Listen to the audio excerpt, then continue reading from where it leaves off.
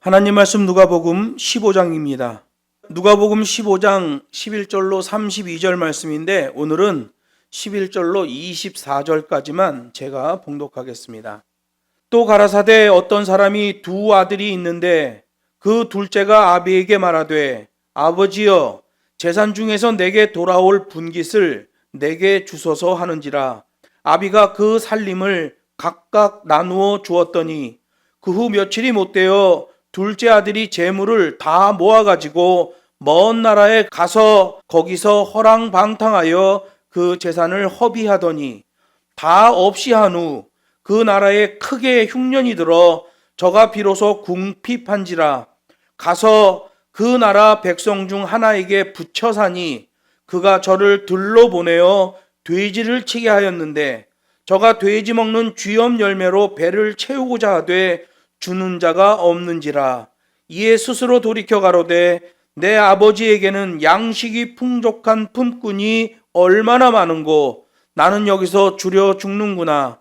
내가 일어나 아버지께 가서 이르기를 아버지여 내가 하늘과 아버지께 죄를 얻었사오니 지금부터는 아버지의 아들이라 일컬음을 감당치 못하겠나이다. 나를 품꾼의 하나로 보소서 하리라 하고 이에 일어나서 아버지께로 돌아가니라. 아직도 상거가 먼데 아비가 저를 보고 측은히 여겨 달려가 목을 안고 입을 맞추니 아들이 가로되 아버지여 내가 하늘과 아버지께 죄를 얻었사오니 지금부터는 아버지의 아들이라 일컬음을 감당치 못하겠나이다 하나 아버지는 종들에게 이르되 제일 좋은 옷을 내어다가 입히고 손에 가락지를 끼우고 발에 신을 신기라. 그리고 살찐 송아지를 끌어다가 잡으라. 우리가 먹고 즐기자. 이 내 아들은 죽었다가 다시 살아났으며 내가 잃었다가 다시 얻었노라 하니 저희가 즐거워하더라. 아멘. 본문 말씀을 가지고 잃어버린 것을 되찾는 기쁨을 누립시다 라는 제목으로 네 번째 시간 하나님 말씀을 증거하겠습니다. 예수님은 선민 유대 민족에게 계속해서 회개할 기회를 주셨고 특히 일치성을 강조하셨어요. 하나님의 복음, 하나님의 말씀, 그 계명 때문에 누구든지 일치된 성향이 나와진다는 거예요. 그 일치성이 어떻게 형성되는지 성경이 말해요. 예수님이 직접 말씀하셔요. 자기 목숨까지도 미워하는 것, 헬라어로 미세이라고 해요. 이건 세상의 어느 법으로도 안 되는 거예요. 그런데 하나님의 말씀의 법으로 그게 되는 거예요. 자기 목숨까지도 미워하는 것, 어떤 이익 앞에 타인을 위한 자세가 먼저 나올 때 그게 바로 자기의 목숨까지도 미워하는 미세이 메커니즘이라고 그래요. 하나님의 구원 섭리가 움직이게끔 하는 메커니즘, 하나님이 주신 법이에요. 누가복음 15장은 잃어버렸던 것을 되찾는 기쁨의 복음이고 그런 잃어버렸던 자들을 긍휼히 여기시고 회복시키는 하나님의 아가페의 복음을 강조하고 있는 거예요. 오늘 본문에 보면 자발적 행위로 인생에 문제가 발생하는 사람을 예로 들고 있습니다.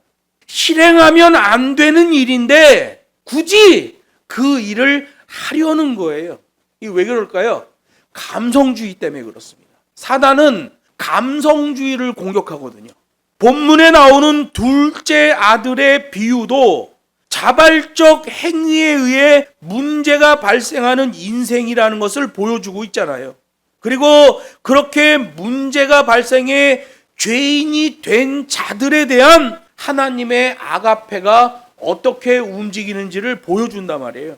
본문에 있는 집 나간 둘째 아들에 대한 비유는 누가복음 15장에 나오는 세 개의 비유 중에서 가장 많은 분량을 가지고 가장 정확한 내용으로 기록된 비유예요. 누가복음에는 세 개의 비유가 있죠. 잃었다가 다시 찾은 양에 대한 비유, 유대 문화에서 유목 생활과 연결시켜 하나님의 구원의 방법을 설명합니다.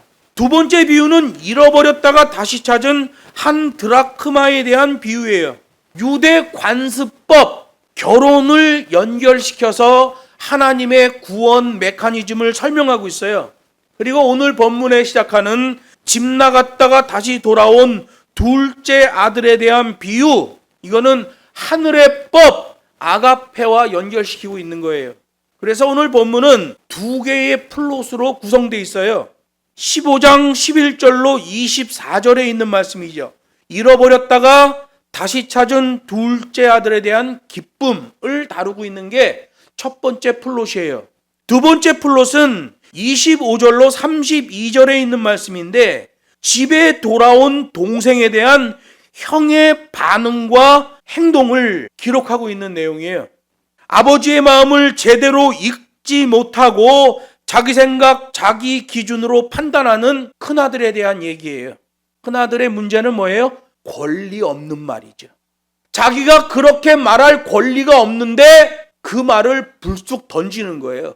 그래서 하나님 앞에 득죄를 하게 됩니다. 그냥 가만히 있으면 되는데 말을 툭 던지는 거예요. 그런 사람들이 있잖아요.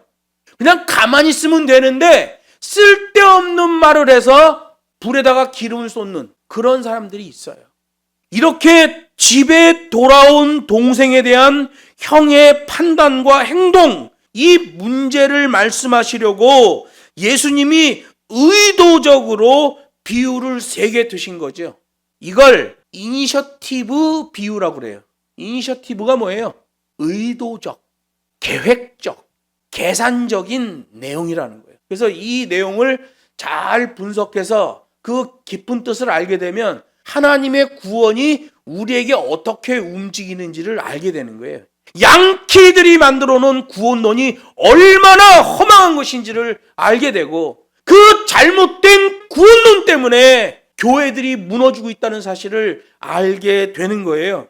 하나님이 원하시는 바는 잃은 것을 다시 되찾는 것인데, 그건 죄에 빠진 인생들이 회개하고 돌아오는 것이죠. 그런 하나님의 아가페가 움직이는데 그걸 비방하는 자들도 있다는 것을 보여주고 있는 거예요. 여러분, 하나님은 사랑의 하나님이 아니라 원문 그대로 해석하면 하나님은 사랑을 도구로 사용하시는 하나님이다라는 게 맞아요. 하나님은 사랑이다 그러면 하나님이 사랑으로 주격 보호가 되잖아요. 이 사랑은 주격 보호가 아니라 원문을 보면 도구격으로 돼 있어요. 그래서 하나님은 사랑이다 그러면 틀리는 거예요.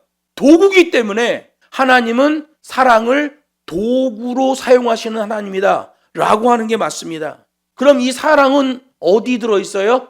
진리 안에, 공의 안에 들어있죠. 하나님의 법이 있는데 그 법 안에 눈물이 있는 거예요. 하나님의 눈물이 있어서 죄인을 다 죽여버려야 되는데, 공의가 움직이면 그 죄인을 다 죽여야 되는데 하나님의 아가페가 움직이는 거예요. 하나님의 눈물이 움직이는 거예요. 그러면 죄가 있냐 없냐가 중요한 게 아니라 회개를 했냐 안 했냐가 중요해지는 거예요. 하나님이 보실 때 두 아들에게 모두 문제가 있어요. 첫째 아들은 무슨 문제입니까? 아버지와 함께 살고 있기는 하지만 자기 생각, 자기 기준으로 똘똘 뭉쳐 있어요. 둘째 아들도 문제가 있어요. 자기 생각, 자기 기준 때문에 이미 아버지를 떠나버리잖아요. 큰아들은 아버지랑 같이 있는데 자기 생각, 자기 기준으로 살아. 둘째 아들은 자기 기준, 자기 생각 때문에 아버지로부터 떠나버려. 둘 다 문제가 있죠. 그러면 이 아버지 입장에서는 두 아들의 문제를 같이 풀어야 되잖아요. 문제를 푼다라는 것은 방향성과 타이밍의 문제예요. 예를 들어서 지금 시험을 보는데 영어 시간이에요. 그러면 어떤 애가 문제 다 풀 때까지 선생님이 기다려주지 않아요. 시간이 정해져 있단 말이에요. 40분이면 40분, 50분이면 50분 그 한 과목을 그 시간에 딱 풀어야 된단 말이에요. 그리고 답을 쓸 때는 수학 시험 볼 때는 머릿속이 온통 수학 문제가 머리 안에서 돌아가야 됩니다. 수학 시험 보는데 영어가 머리에서 돌아가면 그건 망치는 거예요. 문제를 푼다 하면 방향성과 타이밍이에요. 그러면 하나님께서 우리 인생들의 죄악의 문제를 풀 때도 역시 이거죠. 오늘 본문에 나오는 아버지, 두 아들의 문제를 푸는 것도 방향성과 타이밍이에요. 첫째 아들, 자기 생각, 자기 기준이 아버지의 권위를 넘어설 정도로 폭발합니다. 동생에게 잘해준다는 거예요. 동생은 재산 가지고 집 나가서 다 탕진하고 왔는데 그 동생을 왜 잘해주냐는 거예요. 아버지의 권위를 오버하죠. 아버지가 동생한테 잘해주면 속이 좀 뒤틀리더라도 가만히 있어야 돼요. 그 잔치자리에 자기도 참석해서 기꺼이 웃어야 돼요. 아버지의 권위 때문에. 그런데 아버지의 권위를 넘어서 권리 없는 말을 막 쏟아내버립니다. 권리 없는 말이 쏟아내지는 이유는 그가 감성주의자라는 거예요. 둘째 아들의 방향성과 타이밍은 뭘까요? 자기 생각, 자기 기준에서 발생한 문제를 발견하고 아버지께로 돌아오는 거예요. 방탕한 생활로 모든 소유를 탕진하고 돌아온 둘째 아들은 이 시대로 비유하면 하나님을 알면서도 빗나간 방향으로 사는 죄인들을 말하는 겁니다. 특별히 목사들이죠. 특별히 교회 중직자들이죠. 하나님을 잘 알아요. 그런데 빗나간 삶을 삽니다. 분명 그들은 하나님으로부터 이탈한 죄, 자신들이 책임져야 할 죄가 있어요. 그런데 그런 자가 회개하고 돌아오면 아버지가 그를 잃어버렸던 자로 인정해 주시겠다는 거예요. 이게 하나님의 주권적 은혜죠. 저 사람이 하나님을 믿었어? 저 사람이 구원의 백성이 됐어? 그건 하나님의 주권이에요. 아무 말 하지 않아야 돼요. 아들로서의 지위가 회복되는 거예요. 그 다음에는 절대로 아버지를 벗어나는 일을 해서는 안 되는 거죠. 만약에 이렇게 돌아온 자가 또 벗어난다면 그걸로 끝이에요. 포도원에 심긴 감람나무 비유와 똑같은 거죠. 그가 합당한 열매를 얻지 못하면 바로 잘라 뿌리채 드러내는 거예요. 둘째 아들은 자기 생각, 자기 기준에 빠져 아들로서 아버지에 대한 자기 책임은 경시하고 자기 이익만 추구했어요. 그래서 아버지가 아직 살아있는데도 유산으로서의 자기의 분깃을 달라고 요구하잖아요. 이거 순서가 안 맞는 거예요. 폐륜이에요. 나는 더 이상 아버지가 필요 없습니다 라는 말이에요. 아버지는 나에게 죽은 사람과 마찬가지이니 내게 줄 유산을 어서 상속해 주세요 라는 말이에요. 스스로 아버지와 관계를 단절하는 거죠. 아버지가 살아있는데 유산을 달래는 거예요. 그러면 아버지를 죽은 사람 취급을 하는 거예요. 여러분, 유대인의 상속법이 신명기 21장에 나옵니다.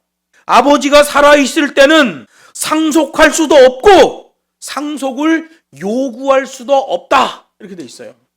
아주 특별한 경우에 유산이 분배되는 경우가 있어요. 그럴지라도 아버지가 돌아가시기 전까지는 아들이 그 유산을 임의로 처분할 수가 없습니다. 아버지가 유산을 줬어. 살아계신데 내가 팔아먹지 못해요. 팔아먹지 못하니까 저당을 잡히고 돈을 빌리는 일이 발생하는 거예요. 아버지가 땅을 줬어. 살아계신데 땅을 줬어. 그 땅을 어디다 저당 잡히고 돈을 끌어다 썼어. 아버지가 살아있지요. 아들이 돈을 못 갚어. 그러면 그 땅을 저당 잡은 사람이 있잖아요. 내 돈을 안 갚으니까 이 땅을 내 임의로 처분한다? 그거 안 돼요. 왜? 그거를 아들에게 유산으로 상속을 해줬어도 실제 소유권은 여전히 아버지에게 있어요. 살아있는 아버지에게 있는 거예요. 저당을 잡히고 돈을 아들이 빌려 썼어도 돈을 못 갚아서 저당 잡은 자에게 땅에 넘어갔어도 저당 잡은 자는 그 땅을 처분할 수가 없어요. 기다려야 돼. 그 땅에 원래 소유권을 갖고 있는 돈 빌려간 애의 아버지가 돌아가실 때까지 기다려야 돼요. 그 집 영감이 죽은 다음에 그 저당물을 저당권자가 드디어 처분할 수 있는 거예요. 이렇게 엄격한 거예요. 또 어떤 아들이 아주 좋은 사업 아이템을 하나 발견했어요. 아버지, 유산을 제게 일부를 떼주십시오. 지금 아주 좋은 사업 아이템이 나왔는데 1년에 1,000억씩 벌 수 있습니다. 그래서 아버지가 엄청난 유산을 뚝 떼어줬어요. 그걸로 사업을 했는데 돈을 진짜 많이 벌었어. 아버지는 여전히 살아계셔. 그러면 그 이익금이 누구 거예요? 아버지 거예요. 아들이 아버지의 유산으로 돈을 만들어 그걸로 사업해서 큰 이익을 남겼어도 그 이익 전체가 다 아버지 거예요. 이게 유대 상속법이에요. 그리고 여러분이 잘 아시듯이 첫째 아들과 둘째 아들이 있으면 첫째 아들에게 재산의 3분의 2를 줍니다. 두 번째 아들에게는 재산의 3분의 1을 줘요. 그러니까 차자보다 2배를 갖게 되는 거예요. 그것보다 한 단계 더 들어가면 가치가 나가는 사업을 중심으로 큰아들에게 주는 거예요. 좀 가치가 떨어지는 일들을 그 재산을 차자에게 주는 거예요. 그렇게 돼 있습니다. 그래서 여러분 창세기에 보면 가인이 농사로 하나님께 제사를 드렸고 아벨은 양으로 하나님께 제사를 드렸잖아요. 하나님의 제사법은 무조건 먹는 거로 드리게 돼 있습니다. 인간이 식용할 수 있는 거를 제사로 드리게끔 해요. 그러면 육식이 언제부터 시작돼요? 노아 홍수 이후부터 시작되잖아요. 가인과 아벨 시절에는 먹는 거라고는 곡식밖에 없어요. 양은 옷을 만들어 입는, 양 가죽으로 옷을 만들어 입는 용도지요. 그러면 자식에게 유산을 남겨줄 때 가치가 있는 것으로 먼저 주게 되는 거예요. 그러면 가인이 농사일을 다 가져가게 되는 거죠. 먹는 일이잖아요. 제일 중요한, 식생이 제일 중요하거든요. 아벨은 형으로부터 곡식을 받아서 먹어야 돼요. 그러니까 덜 중요한 일, 옷 생산하는 양 치는 일을 아벨이 맡는 거죠. 근데 형은 곡식으로 제사를 드리는데 아벨은 곡식으로 제사를 드릴 수가 없어. 왜? 형이 너무 적게 줘. 그래서 눈물을 흘리며 자기가 키우는 양으로 하나님께 제사를 드릴 수밖에 없는 거예요. 분배해서 문제가 발생한 거죠. 지금 뭐 창세기 설교하는 시간이 아니니까 그건 더 깊이 설명할 필요는 없고요. 유대 상속법에서는 장자에게 3분의 2의 재산을 주되 가치가 많이 나가는 것부터 3분의 1을 떼어서 주는 거예요. 차자는 그 밑으로 있는 3분의 1을 받게 되는 거지요. 여기 둘째 아들은 아버지와의 관계를 단절한 자예요. 그래서 탕자라고 얘기합니다. 근데 우리나라는 설교가 이렇게 돼 있어요. 아버지의 유산을 받아 먼 타국에 나가 다 탕진한 것 때문에 탕자라고 해요. 유교 문화로 이해합니다. 그러면 예수님의 이 비유의 핵심을 벗어나는 거예요. 계명대로 살지 않으면서 마치 자기가 받아야 할 구원이 있는 것처럼 여기는 가짜 그리스도인이 여기에 속하는 거예요. 말씀드렸잖아요. 둘째 아들은 어떤 사람을 비유하는 거예요?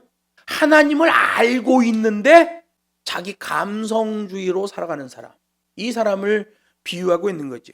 하나님의 율법 계명대로 살지는 않고 장로의 유전을 만들어 자신들의 이기적 기득권을 챙겼던 종교 지도자들, 그리고 종교 지도자들과 함께 속고 속이며 추종하던 유대인들, 다 여기 둘째 아들에 속하는 거예요. 예수님은 바로 이 사실을 깨닫게 하시려고 비유를 3개씩이나 들어가며 설명하고 있는 거예요. 그런데 우리 한국교회는 이 비유의 주인공이 누구예요? 탕자로 돼 있죠. 이 비유의 주인공이 누구예요? 형이에요. 형이 주인공이에요. 동생의 일은 그 형의 폐악질을 깨닫게 하고자 사용한 도구에 불과한 거예요. 그런데 우리 한국은 유교 사회라 이 동생에게 초점이 맞춰지는 거죠. 탕자라고 하며 이걸 탕자의 비유라고 말해요. 자유주의입니다. 그 잘못된 설교예요. 가짜입니다. 그래서 사람들은 이 설교를 들을 때마다 탕자의 이야기에 감동하며 나도 탕자처럼 하나님께 돌아온 사람이야 라고 생각합니다. 아니에요. 이 시대의 기독교인들은 누구예요? 돌아온 동생을 핍박하는 형이에요. 12절에 그 살림을 각각 나누어 주었더니 라고 기록된 걸 보면 두 아들이 다 제 몫의 유산을 받았다는 걸 알 수 있잖아요. 비록 두 아들이 다 아버지가 살아계심에도 불구하고 유산을 상속받았을지라도 큰아들은 유산의 권리를 여전히 아버지에게 두고 있어요. 여기 15장 31절 말씀 보면 이 큰아들은 그래도 유산의 권리가 아버지에게 있다는 걸 인정하고 있잖아요. 둘째 아들은 아버지의 동의도 없이 그 유산을 다 탕진해버려요. 이건 빼박켄트 죄인이에요. 하나님의 공의 안에 들어있는 아가페가 움직일 때는 죄가 있고 없고의 문제가 아니라 회개를 했냐 안 했냐가 문제가 되는 거예요. 그래서 여러분 예수님이 사역할 때마다 계속 회개를 외치는 거예요. 그리고 예수님이 사역하는 동안은 바리새인이든 세리든 그들에게 심판을 선고하지는 않습니다. 심판을 유예해요. 왜? 아가페가 움직이기 때문에 그래요. 아가페가 움직이면 죄가 있고 없음이 중요한 게 아니라 회개를 했냐 안 했냐가 중요한 거예요. 그래서 오늘 본문에 그 방향성을 말하고 있는 거지요. 13절, 14절 말씀 보면 실행하면 안 되는 일을 굳이 실행함으로써 생겨나는 일들에 대해 설명하고 있어요. 아버지의 유산을 상속받은 둘째 아들은 며칠 만에 그 모든 재산을 현금화했어요. 여기 13절에 보면 모아드리고라고 번역된 시나가곤이라는 헬라어가 있는데요. 이건 원래의 뜻은 그런 거예요. 전쟁을 하기 위하여 하나로 모으다라는 거예요. 하나. 여러분 전쟁하려면 전쟁 물자가 있어야 되잖아요. 하나로 모아야 돼. 모든 힘을 하나로 모아내야 돼요. 전쟁을 위해서. 또 노름과 도박을 하려는 사람도 역시 현금화해서 하나로 모아갑니다. 야 집문서 가져와. 야 뭐 팔아갖고 돈 가져와. 그게 하나로 모아서 노름판에 가는 거잖아요. 왜 그걸 하나로 모아요? 전쟁터에 왜 나가요? 왜 가요 노름판에? 의도성이죠. 이니셔티브. 집 나갔다 돌아온 둘째 아들의 비유에서 가장 중요한 단어는 이니셔티브예요. 계획성, 의도성. 이걸 설명하려고 예수님이 비유를 3개씩 들고 마지막 이 비유에서 이니셔티브를 설명하는데 장황하게 설명하는 거예요. 여기에 구원의 핵심이 들어있죠. 이렇게 전쟁이나 노름, 도박의 의도성으로 현금화해서 하나로 모으는 것, 이런 행동은 아버지의 그늘 안에 살 생각이 없고 자신의 욕심과 쾌락을 추구하며 살겠다는 감성주의예요. 성경은 이것을 매우 큰 죄라고 말합니다.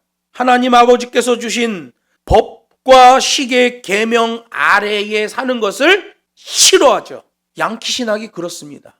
양키 신학은요 휴머니즘이에요. 그래서 내가 죄인인 것처럼 십자가로 얘기하면서 결국은 자기 마음대로 사는 거예요. 교회가 다 병이 드는 거죠. 자기 생각이 앞서면서 그 욕심과 쾌락을 만족시키는 물질이 먼저 보여지는 거예요.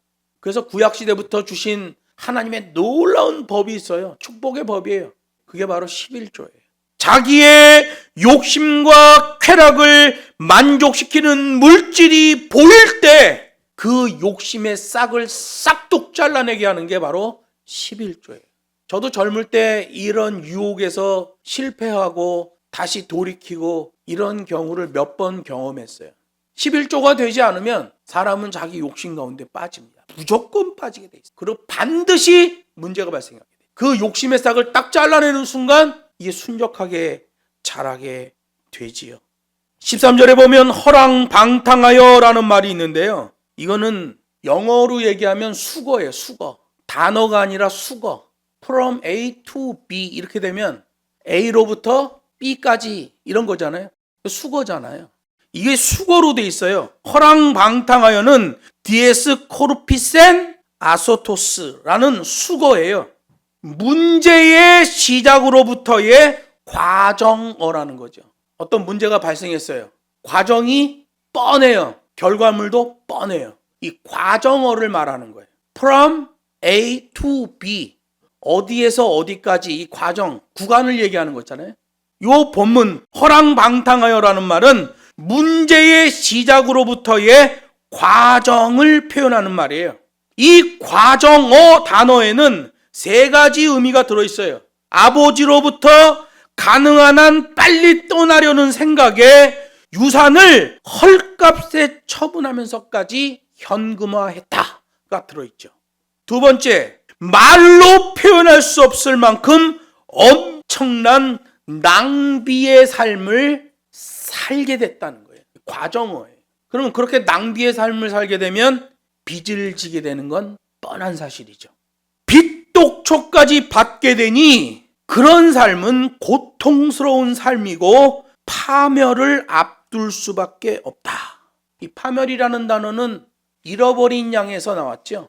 잃어버린 양에 대해서 마태복음, 유대인을 향한 마태복음은 단순 이탈로 표현합니다. 이방인의 복음서인 누가복음에서는 잃어버렸다는 말이 파멸을 앞두고 있다는 것으로 표현됩니다. 오늘 본문에서도 이 과정어 허랑방탕하여 디에스 코르피센 아소토스 안에는 이 과정이 들어있어요.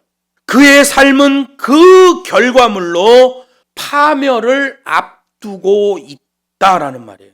이런 삶이 된다고 할 때 둘째 아들이 가졌던 처음부터의 생각과 처음부터의 계획을 추론해낼 수 있죠.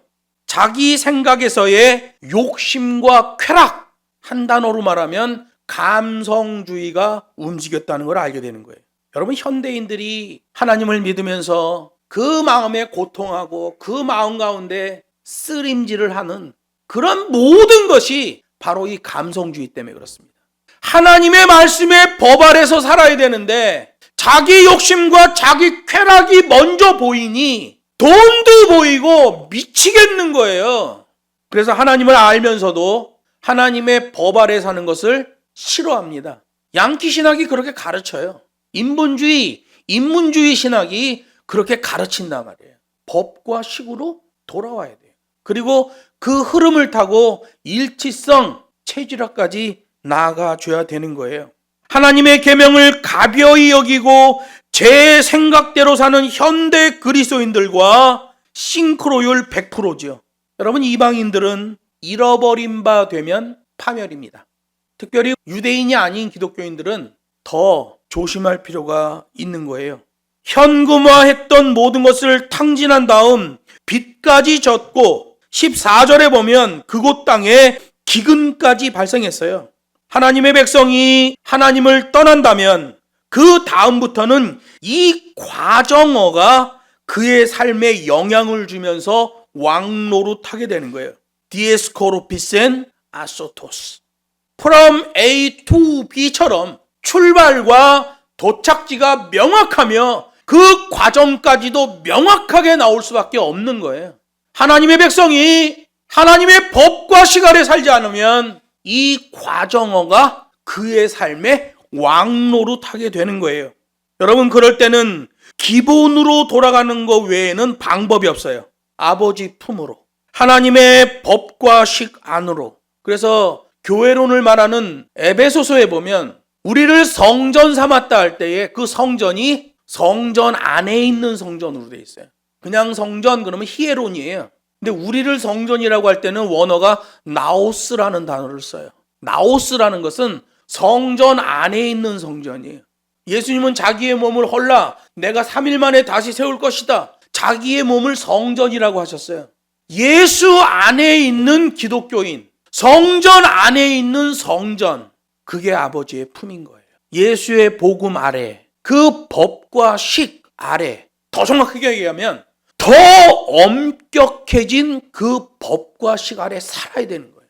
어떤 사람은 그래요. 구약의 율법은 엄격했고 신약의 복음은 루안하다, 루즈하다, 부드럽다. 여러분, 구약에는요, 살인한 자는 죽임을 당해야 된다 이래요. 사람을 죽여야 돼. 그게 살인이 인정이 돼요. 신약 시대는 복음을 향하여 방향을 전환한 자에게 저놈이라고 하면 그게 살인이라고 주님이 말씀하셔요. 예수님 당시에 바리새인과 친했던 사람이 예수를 추종하는 사람들이 생겨나기 시작했어요. 그때 바리새인들이 그 동료를 향하여 저놈이 그래. 그러면 그 라가라는 말인데 이 라가라고 말하는 것 자체가 살인이다. 이렇게 말씀하셔요. 신약의 법이 구약의 법보다 훨씬 셉니다. 그래야 구약을 완성하죠. 여러분 생각해 보세요. 헤비급하고 벤턴급하고 싸우면 헤비급이 무조건 이기는 거예요. 벤턴급은 죽었다 깨도 헤비급을 못 이겨. 그럼 벤턴급인 사람이 헤비급을 이기려면 어떻게 해야 돼요? 많이 먹고 근육을 키우고 몸을 성장시켜서 헤비급의 수준이 돼야 돼. 그러면 그걸 제압할 수 있죠. 벤턴급으로는 이 멸치 가지고는 헤비급을 못 이기는 거예요. 율법도 그런 거예요. 구약의 율법을 완성하려면 신약이 더 강해야 됩니다. 구약은 사람을 죽여야 살인이에요.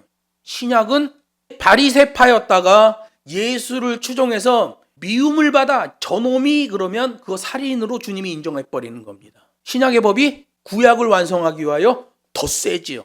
그래서 신약의 복음 아래 산다는 것은 법과 식 아래 사는 거예요. 그래야 그가 순수한 여호와 신앙을 유지할 수 있는 거지요. 여기 15절 16절 보면 실행하면 안 되는 일을 굳이 실행함으로써 생겨난 극심한 고통을 설명합니다. 여기 15절에서는 부처산이라는 말이 나와요. 이게 또 방향성을 말하는 거예요. 주님이 계속 얘기하는 거예요. 이게 의도성, 방향성 계속 얘기하는 거예요. 여기 부처산이라는 말이 에콜레데라는 말인데요.